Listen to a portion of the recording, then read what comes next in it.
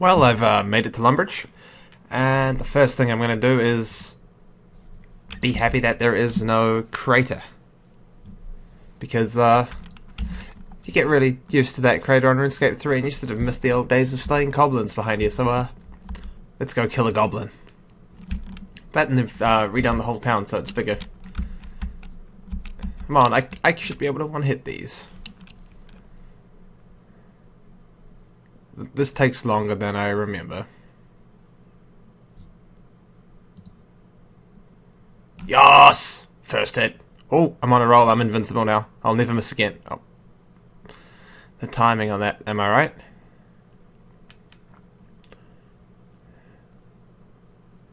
Come on. Oh, it's healing. This is nostalgic. Oh, there we go. First goblin kill. And it trolled me with goblin mail. Awesome. So, I might kill some goblins, I might do some quests, I might try to do the waterfall quest. We'll see where this goes from here. Do you see this victory? I beat up an imp with my bare hands. And I got a yellow bead. That's going to save me a bit of time for the quest. So, any moment now, I should be getting a fishing level up. There we go, level 10 fishing. Fishing gains. Well, that's awkward.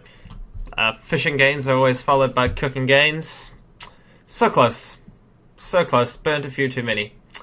So close to fishing as well. Oh well. So I didn't really get that far from the cooking range, but I made a little bit of money.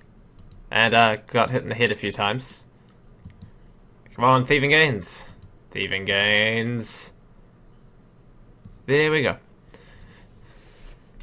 I'm going to have to find some better ways to make money, but with that in the bank, what, maybe 400 gold? Which, when I started in 2007, I did not make that much on my first day. Lumbridge is pretty cool, but I need to move on to bigger and better things. I'm going to move on to Varrock. Yeah. You just don't see this on member worlds in RuneScape 3. You actually have people fighting goblins. I mean, look at these guys. Level 57, level 71. That's an NPC, ignore what I'm saying, and a level 10. Okay, he's pretty tank. Oh, and a level 23. Just have people fighting goblins here. You don't have that on RuneScape 3. This is something I remember from when I was a kid. Interestingly enough, there are more people fighting goblins than fighting cows. I may or may not have hung out in the cow field for a while, scavenging a bit, so I've got level 2 prayer now, pretty close to level 3, and more importantly, a whole inventory full of cowhide, which, if my maths is correct, is at least 5 times more gold in this inventory than I have in my bank. The problem with this was I didn't factor in running past the Dark Wizard, so I'm about to go through every noob's, well, a lot of noob's first traumatic moments. Will I survive? Oh! Okay, that's not too bad. That went a lot better than I thought I would. I was worried I was going to lose the whole inventory of cowhide. Who knew ashes actually sold for money? I thought it was a joke. I'll take that. After a few minutes of gathering ash from the floor, this 4.5k is all exclusively from ash from the floor. I have enough for a ring of dueling, hopefully it'll buy at price, and a games necklace. These are going to be vital for doing the waterfall quest and skyrocketing my attack and strength up to 30, because I'm too lazy to train it from the ground up. What do you know, I've got 8 coins back. Yeah, for me at this level, that's a small fortune saved. And look, I've got 316 to add to the bank. You see this guy over here? Romolo? He was trying to tax me for picking up ash. I don't think so.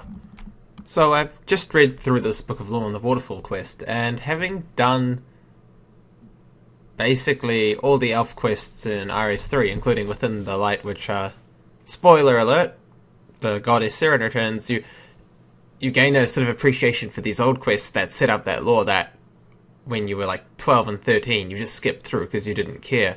So reading through this and experiencing again is really sort of nostalgic, especially knowing the significance of the waterfall once you've done the quests. So RuneScape 3 spoiler alert here, but the statue of Backstorian here is not actually a statue of Backstorian, it is Backstorian himself having turned himself to stone.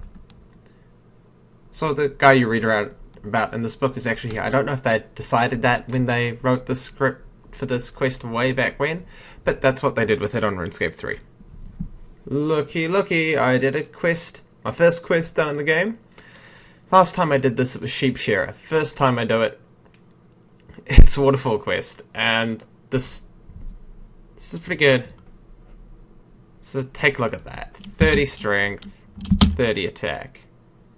Adamant weaponry, and I've got an Addy scimitar in the bank. Combat level 22, so I just went up. How many is that? 19 combat levels. So defense is an outlier. Now prayer and defense and constitution are going to be an issue, but I'm sure I'll think of something. Due to a weird crash, lost a couple of clips. Nothing important, just did one inventory of logs and got 7 wood cutting, 10 fire making. And I said that this was a relief because in a matter of minutes you can get all these level ups here, but I'm used to virtual leveling on RS3 going over 100 and it taking days and millions of experience to get this. This is a relief. Currently I'm feeling pretty swiggity with my adamant scimitar and wooden shield, not even a bronze one. I'm going to do the Restless Ghost, get some prayer experience, and then train defense and constitution. So I forget having level 30 attack and strength doesn't make you invincible. I had no defense, and I've been fighting rats. Got 2 constitution. I'm not 2 constitution, 2 HP left. Luckily I've got 5 defense, can get steel armor now, but I was nearly killed by rats. My